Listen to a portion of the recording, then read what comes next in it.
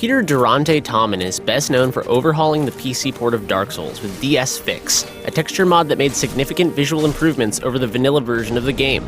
Though there is, as of yet, no DSFix 2, Durante has been hard at work on his latest mod, the ambitious GeDoSaTo, or General Downsampling tool. The tool enables games to run at ridiculously high resolutions and then downsamples them to a super crisp 1080p. This is only the beginning, however, as the mod also adds a handful of options for improving Dark Souls 2's overall appearance. The most noticeable change comes from the post-processing option. This is the equivalent of color correcting the entirety of your Dark Souls 2 experience. Colors become deeper and more vibrant, and contrast is markedly improved. With post-processing enabled, Majula feels like a sunset-drenched abandoned village instead of a drab gray clearing with a few buildings. This effect alone is worth grabbing GeDoSaTo. The mod's anti-aliasing toggle makes little difference when downsampling, no matter how hard you push it, but it's useful for running the game at lower resolutions that create jaggies and other visual aberrations. Otherwise, it's probably just sucking up some of your resources and should be disabled.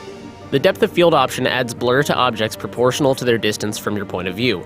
This is comparable to the effect of a camera lens set to a wide aperture. Though some may find it odd to consider the blurring of objects a visual improvement, shallow depth of field lends Dark Souls 2 a cinematic feel and renders backdrop elements in a dreamy haze that adds to the mystique of Drangleic. The Ambient Occlusion option defines how exposed certain elements are to the ambient lighting in an area.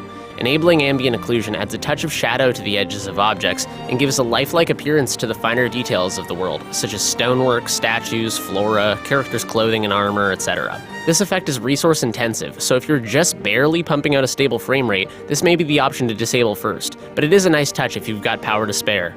Durante's GeDoSaTo is an impressive mod that renders the PC port of Dark Souls 2 its definitive version until DSFix 2 comes out. And for the love of God, will somebody please give Durante a job on the next Souls game?